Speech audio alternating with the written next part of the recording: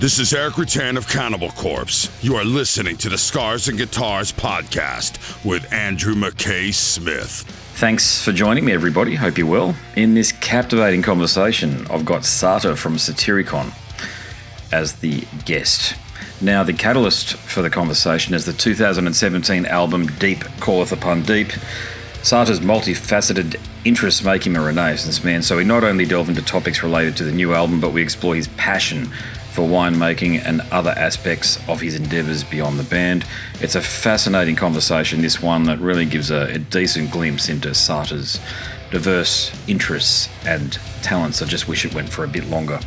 Anyway, here he is, Satyr from Satyricon. Print article or what have you, because mate, you have got a cracking album out. I'm really enjoying this one. I only got it late last night, but I've been a long time fan of the band since about 1996 or so.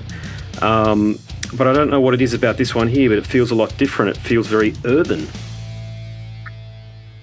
Is that something you'd agree with? To me, it's a really spiritual album on many levels. It's an album that. Well, the title fits really well, to put it like that. Yep. And I'm going to take it back a little bit because I mentioned I've been a long-time fan of the band. So I need to offer you a sincere congratulations on an outstanding career, because as far as I'm concerned, you're a rock and roll original, certainly as far as black metal's concerned, but I just call all metal, and whether it's black or death metal these days, I just call it all rock music. But what comes to mind when you look back over the past 25 years of recorded music history under the Satyricon moniker? Oh, thank you. Things are very different today. When we released our first album, I was 17, and I'm 41 today. When I did these first few records, I'd say there was probably 50, 60 people in Norway that were into this kind of music. And I remember, if there were shows, they would be at the weirdest places, and there was hardly anyone there. You're talking 20 guys or something like that. So black metal was very, very small, and it's not that it's gigantic today, but it's not that small anymore either. And I think that the world is a different place too. Obviously, there's a lot of water under the bridge. I mean, it's just this is all back in 92, 93, 94, 95, around that time. And then the world is such a different place now. And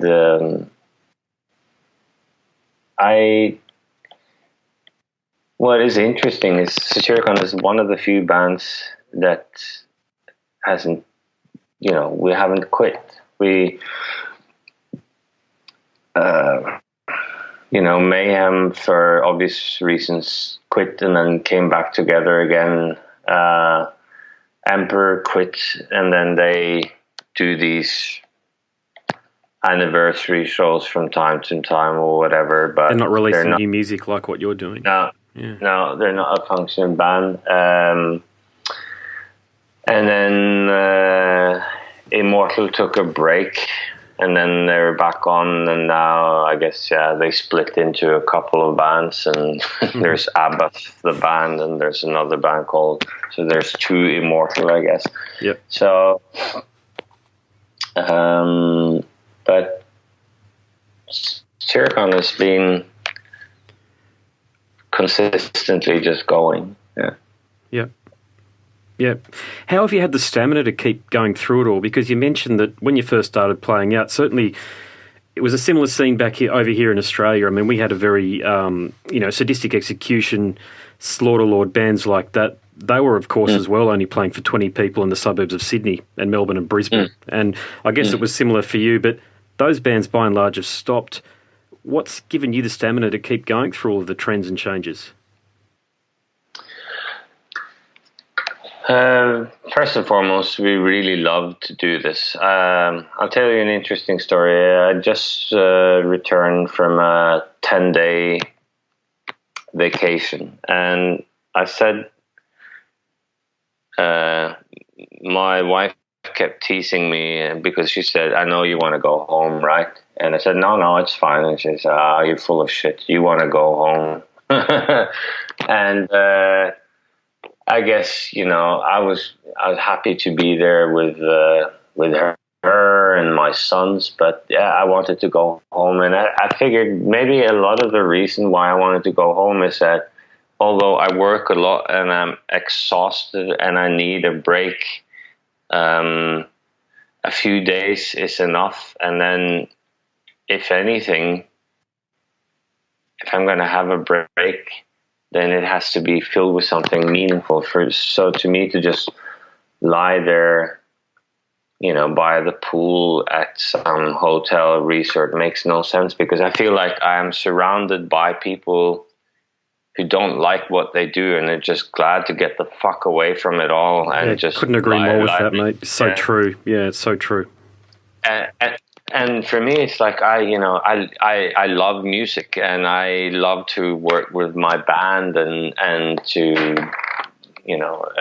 indulge in everything that's related to the band. Although some of it might be frustrating and can be sometimes even make furious. But in general, I really like it, and then I don't want to be away from it for a long time. And I think the only time we've ever done something like that was after the Age of Nero. I said, all right, this is enough. We've been touring too much. And in order for the next record to be what I want it to be, and to make sure that, this doesn't, we don't run this ship on autopilot, then we have to take an indefinite break. But it wasn't a break as in terms of an official break. It was a break more in the sense that we said, all right, we're going to turn down offers for shows, and we're going to tell the record company that you can't set any deadlines. We just need to step away from this for a while. So then we did a year and a half without any writing. But that was in the best interest of the future of the band. It wasn't because I was tired of doing this. It was because I felt I needed time to step away a little bit. And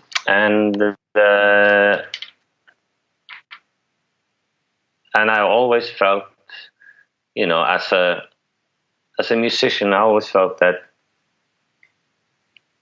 criticism is something that you're just going to have to learn to deal with. You can't.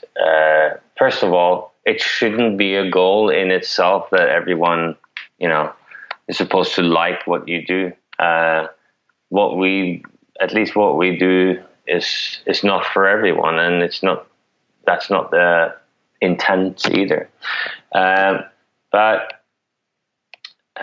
what I find very problematic in criticism is when there are direct accusations or even insinuations about, not feeling it or not being passionate. And I think to myself that that's probably, that's the one thing you cannot possibly accuse Satyricon of, is lacking passion. This is a band that would be doing this even if no one was watching or listening, would still be making songs and playing. And the way we look upon Satyricon, it's much like a soccer team that it's an institution that is bigger than the players who make the team.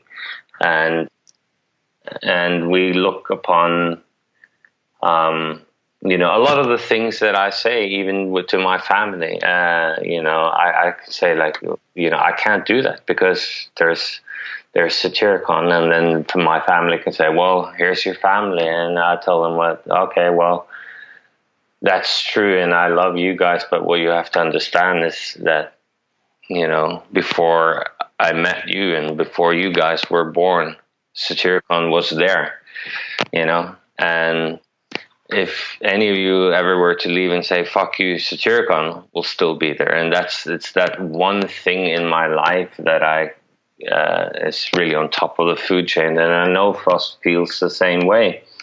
And that's how it's, that's the reason why we have done this for such a long time. And hopefully also the reason why we're still capable of doing great things is because we truly love what we do.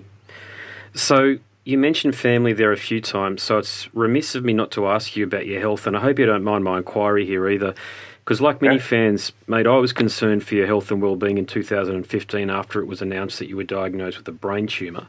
So I'm a husband and I'm also a father as you are, so I felt a deep sense of empathy toward you and your situation, and indeed to your family. How are things on the health front though in 2017? In general, I'm okay. I was lucky in the sense that I didn't have anything. So I had a benign tumor, and what they said to me is just the kind of thing that we're going to have to watch. And when I ended up in hospital, no one really figured out why I was there, and then obviously MRI scans revealed it. But in the beginning, even the people who saw me wasn't sure that it was necessarily about that, since it was something benign. But then later, I was transferred to the neurosurgeon in Norway with the most experience in these cases, and he said that it's no doubt that it relates to this. Your condition is very typical, and that's the thing about the brain, is that it's it's not a disaster as long as you don't have a cancerous tumor or anything like that. So in that sense, I wasn't hit very hard, unlike so many other people who have much more grave conditions. But I guess the problem is that you're not supposed to have anything there that doesn't belong there. So that type of thing, and then it was just a lot of it, both for me and my family. It was just about learning, trying to find out how we're gonna, make this work. And I couldn't really understand in the beginning how to relate. And sometimes you don't always understand, what's causing problems. So, if you feel bad one day, you ask yourself, is it this, or is it that, kid kept me awake the whole night? I know that feeling. And or am I just exhausted in general because this project that we're working on is so monumental, So a lot of the time it's just trying to understand, how am I going to deal with this? And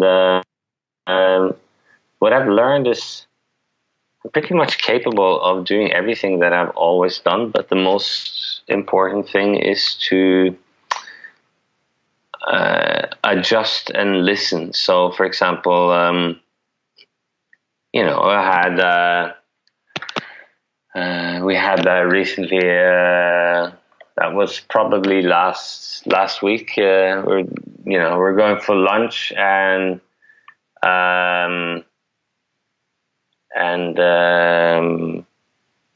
it was supposed to be a big lunch with great wines and everything, and it was just something that I really look forward to. And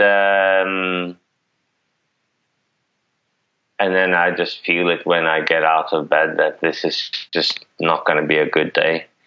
And then in the beginning, I would have tried to pull it off regardless. But what I do now, I just say that I don't think doing a big lunch with wine and stuff like that is a great idea for me today. I think it's just not going to help at all. And just pull out and say, this is not going to work today. And so it's about being flexible, understanding that you can even turn it around and say that, if I feel bad one day and all of a sudden feel a lot better, I should go to the gym, even if I thought earlier in the day that there's no way I can go to the gym today because I'm not feeling good at all. But if I feel good 3 hours later, then it's important to just try and forget about the fact that I did feel bad earlier in the day and do it. So to be flexible and act upon what I feel like physically is how I cope, and it works well for me. So you touched on a few things there I'd like to talk about, if that's okay again, mate. So I do follow you on Instagram, but long before we had this thing, social media, so I'm talking about, the early 2000s and the like, you always struck me as a Renaissance man. Now, I don't know whether it was the lyrics that you wrote or the way the phrasing comes across in the albums, the way you've written music, but, wine, food, good health, you don't fit the mainstream's perception that your fierce stage presence projects, that's for sure. So can you tell me a bit about your wine production business, and are there any other similar ventures that you're involved with outside of music?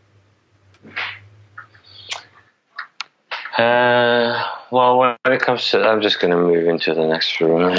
When it comes to that, I think the most important thing for me has been to try and have something that is important to me outside of music, so that I don't, what should I say, feel stuck, because you can easily. I always thought there was something sad when I saw, musicians at festivals that play in bands that are nothing but a bleak version of what they used to be. And I think to myself that, okay, so these guys, if they did a festival in the early 80s, they were probably paid the equivalent of 50,000 euro to do this show, and today they're going to get paid 5,000 euro, and they can't even afford to have a crew with them, and this is just not going to work out, and it doesn't. And then I ask myself, why do they do it? And I think a lot of the time the answer is because they don't know anything else. They are willing to humiliate themselves because it's not as if they have any other choice. They can't just go and be... Yeah, I know exactly what you're saying. Yeah, they can't do anything else with their lives. Yeah. No. So what's important to me is...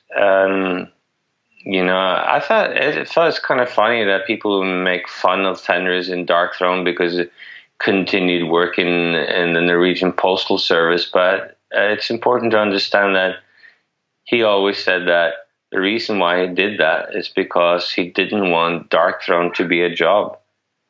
He never wanted to play live, and he didn't want to rely financially on Dark Throne. He just wanted to feel free, and he didn't want to be a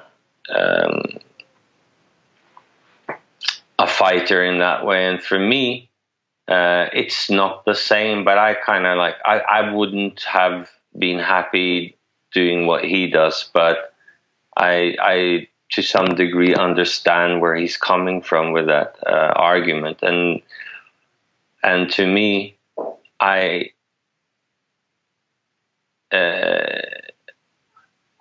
did the Moonfog label for many, many years, 17 years. And Moonfog is actually back, technically speaking, because we're using the Moonfog label to license our albums to established record labels for the future. But right, okay. but so actually, Deep Calleth Upon Deep, even it's Napalm Records, technically the owner of the master is Moonfog. So that's cool. But the thing is that it's just not something that I wanted to continue with. So in 2010, I said to myself, all right, no more. What else could I do on the side that's fun? And that wasn't because it was financially necessary, but because it's necessary for me to feel that I can spend my energy and creativity on other things and have fun with other things and get to know other people and enjoy other types of work, and also learn how to be capable in different aspects of life. And wine became natural to me as I was a wine lover. And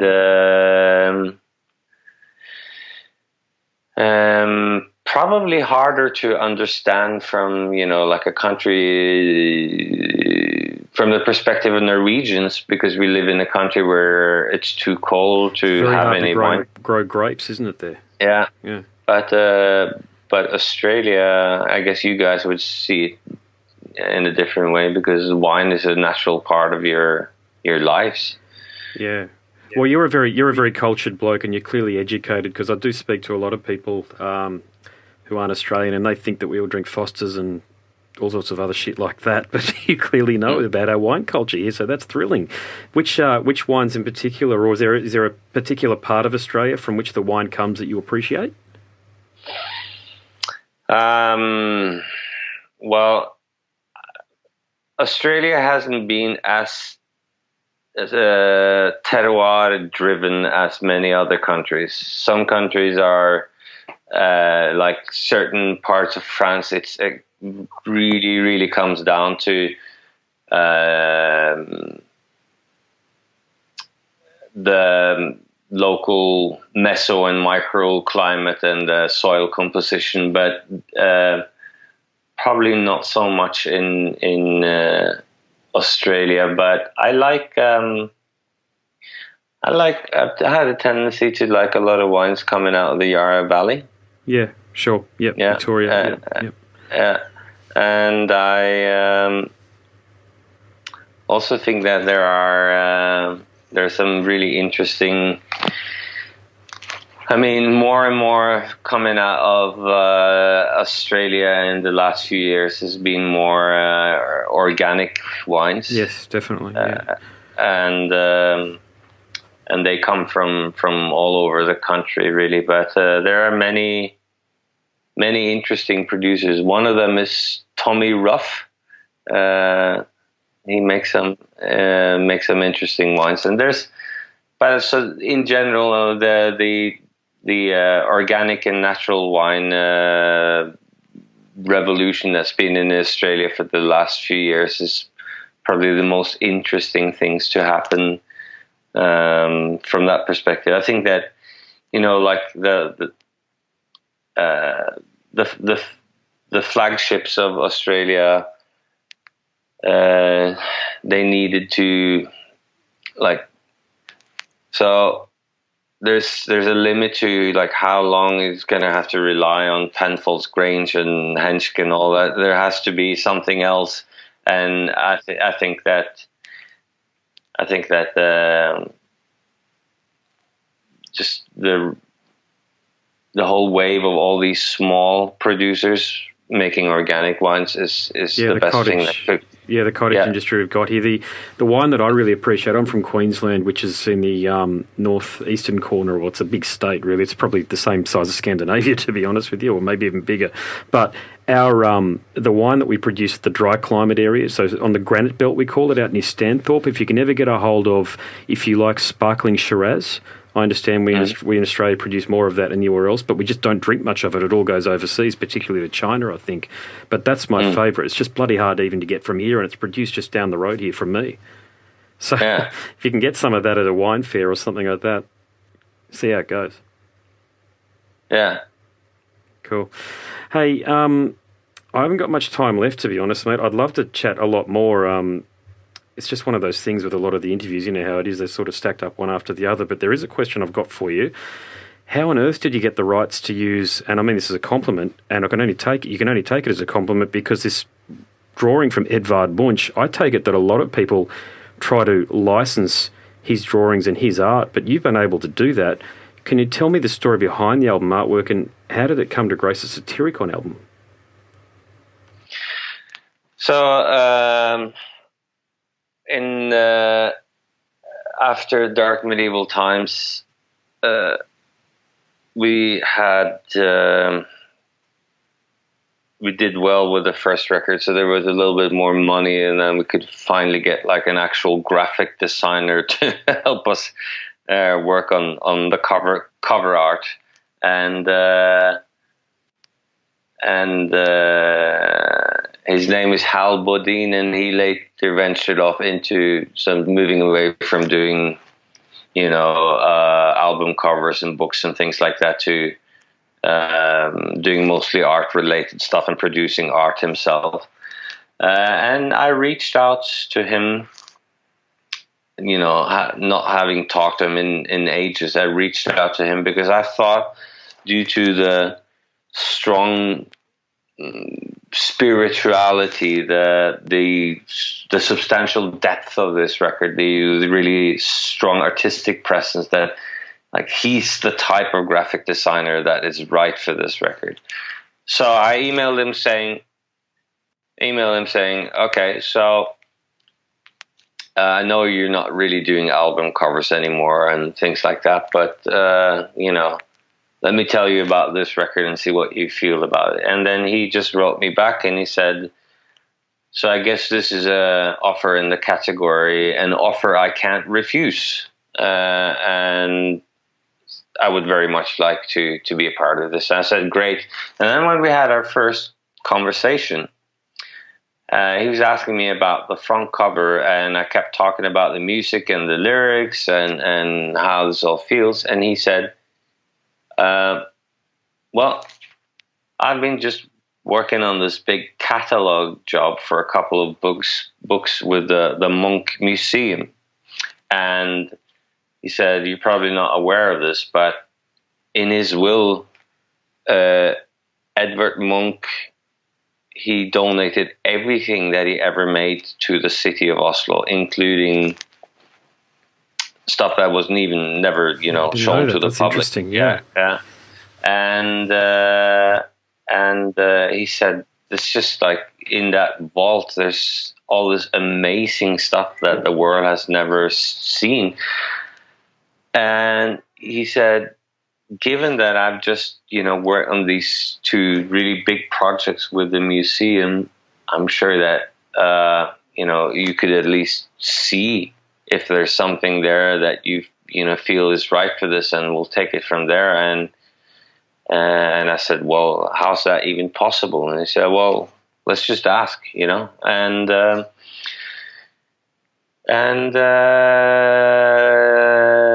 so eventually we started just looking through stuff, and there's all this amazing Edvard Munch stuff that I had, of course, never seen, and I was just, really, really fascinated by the whole thing. And then I said, all right, so these are just like 9,000 of them. How about, you run through this and try and show me, 50 or 100 really interesting things that that would work, and then we'll go from there. And he did. And I started looking through things, and I said, all right, well, that's really cool. I like that. Not such a fan of that one. This is good, but doesn't really work. For an album cover, we would have to crop it too much, things like that. And as I kept going through them, and then I saw this, and I said, "Oh wow, that's it." That's It certainly fits. Yeah. yeah. And when I saw that, I thought to myself, "That's crazy," because that looks like it was commissioned. Like that looked like Satyricon going to Edvard Munch saying, "Can you, make an album cover for this music?" Because it just made total sense. And I said to the designer that I don't know how to explain it, but the only thing I can say is I'm very strongly drawn to this illustration, and I can't think of anything else like being the cover. It's such an obvious choice. And I said to him that I feel it's very important to stay true to my ideals in art, because I have quite a lot of art myself in my house. And Yeah, I saw that picture behind you before. That looked nice. yeah, and as you see, this is very, very different. And that's what an artist friend of mine pointed out. He said, what I like about your house is that it doesn't look like it's strictly curated. It's not art chosen to fit a certain style. It's just lots of different style. I have symbolicism, I have contemporary, I have urban art, I have photography, I have lots of different things. And because my policy in art is like, I'm not into a certain style, or I'm not trying to make my house look a certain way. The way I think about it is that if I'm drawn to it, then it's great art. Then, I connect with it.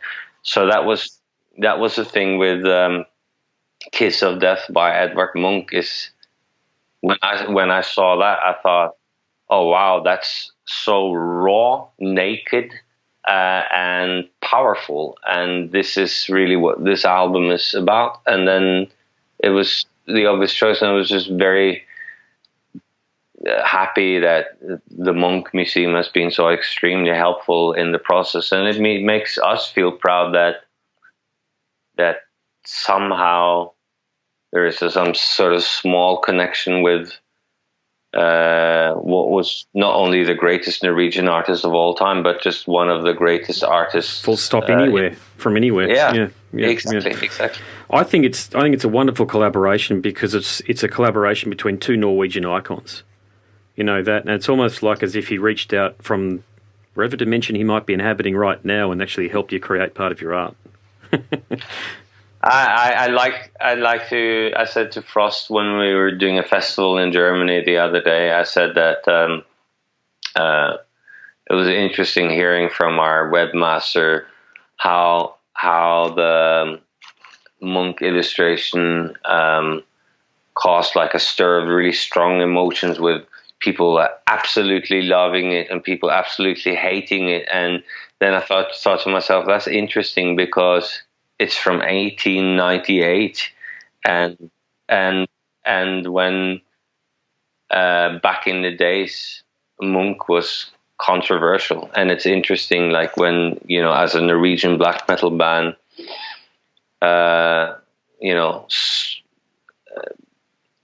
115, 20 years later, doing the same thing.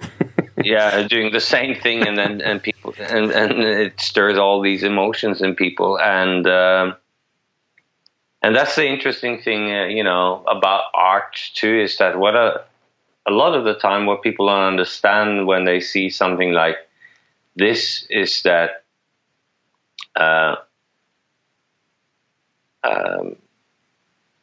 had my brother-in-law, he said, I love it, but it looks like a sketch. And I said, well, that's why it's great. That's what I like about it. Yep. Yeah. It's so raw.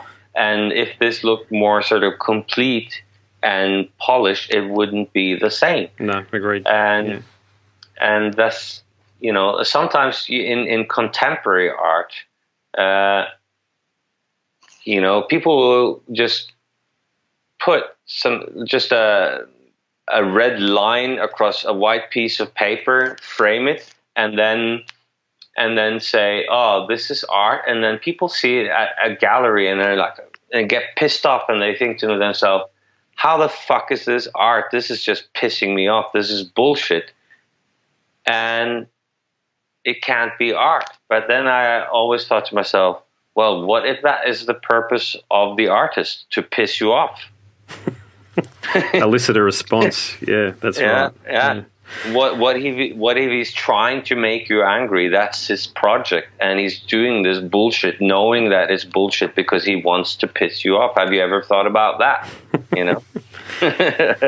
Hey, mate, I'm really sorry. I better wrap things up. I've got to race to my next interview, but believe me, I could talk to you for at least another hour, such as the ream of questions that I've got to ask you. And I realise, I apologise, I haven't asked you a question about your wonderful new album, except for the statement that I made at the beginning of our interview, but I did mean it. And I'm just going to read out a little bit of what I've said. I've written, because I've got to review the album, of course, and what have I said here? It's going to be an extraordinarily hard album to best for the blackish metal release of the year. I feel confident saying that, even though I've only been listening to it at least half a dozen times.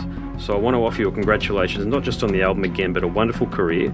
I'd love to see you down here in Australia, and you know what? I'd love to catch up, and I've just had a thought. I want to share a bottle of sparkling Shiraz with you as well when you come down. Thank you. Thank you no worries, so mate. Okay, all the best. Nice to see you. All right. Thank you. All right. Bye-bye. Catch you. Well, there you have it, ladies and gentlemen. I hope you enjoyed that conversation. I enjoyed participating in it.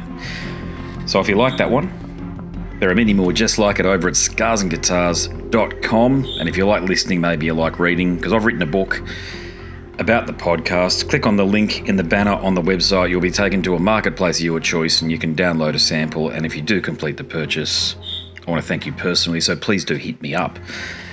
I've got some more information to share with you about the book in the moment, but before we get to that, I need to bid you a fond farewell. My name is Andrew Mackay-Smith, and I'm the host of the Scars and Guitars podcast series. Until next time, it is a very goodbye for now. This is Eric Rattan of Cannibal Corpse. You are listening to the Scars and Guitars podcast with Andrew Mackay-Smith. I've been the host of the Scars and Guitars podcast since 2017. The first musician I interviewed for the show was David Vincent from Morbid Angel, and things have just snowballed from there. In all, I've posted almost 650 podcast episodes featuring conversations with many of the leading lights of rock, heavy metal, and beyond. It just got to a point where I thought, I need to write a book about all this, so that's exactly what I did. In Scars and Guitars Volume 1, you'll read a heap of deep reveals and commentary, such as Des Fafara talking about Coal Chamber and why the band will never return. You know, if you're a band just starting out, you need to hear me. Do not start a band with partners. Ever. Yeah, wise words there. Sage advice, mate, for anybody. Don't ever, because I can't go do Coal Chamber right now unless I get others involved. Phil Anselmo talks about the episode in his career which gives him the greatest sense of accomplishment. I think the staying power of the fans and the staying power of the songs, you know, whether it's Pantera, Down, or Superjoint, the fans remember the songs. Alex Skolnick from Testament confirms that, yes, playing the guitar in Ozzy's band is anything but an ordinary gig. Will Silenos from Dimmu Borgir write a book? Pa from Sabaton gives advice to people who want to start a band. Look at the team around you. Look at the bandmates. If the guys want to be on the stage, then it's all cool. If the guys want to be backstage, then it's not going to be cool. Current and former members of Cradle of Filth discuss the band's seminal 90s material. Read about the reaction to George Lynch and Mark from Suicide Silence's comments when they throw shade at then President Donald Trump. We have this idiotic monster, you know, this egotistical, self-aggrandizing, complete piece of shit in there. I just can't understand how we've gotten to this place. And yeah, we kicked a hornet's nest with Sepultura. Percussive overlord Gene Hoglan talks about recording with Chuck Schuldiner. Chuck was always, he was very open-minded, and he was into having his musicians that were playing with him just reach out for the best stuff that they had. Phil Campbell from Motorhead discusses what it takes to get sober. John Five answers his critics who dismiss his tenure with Marilyn Manson. You know, my name is John Five, and Manson gave me that name, and I had some of the best years of my life in that band and learned a lot. And we get the lowdown on Trey Exagtoth from those who would know, including his mother. All across Scars and Guitars Volume 1, there are moments of tension, relief, tragedy, exhilaration, and throughout it all, you'll obtain insight that I believe no one else has managed to obtain from many of your favourite artists. So treat yourself. Scars and Guitars Volume 1 is currently available as an ebook with a print edition on the horizon. Follow the links attached and download a sample. I'm sure you'll be compelled to read the whole book.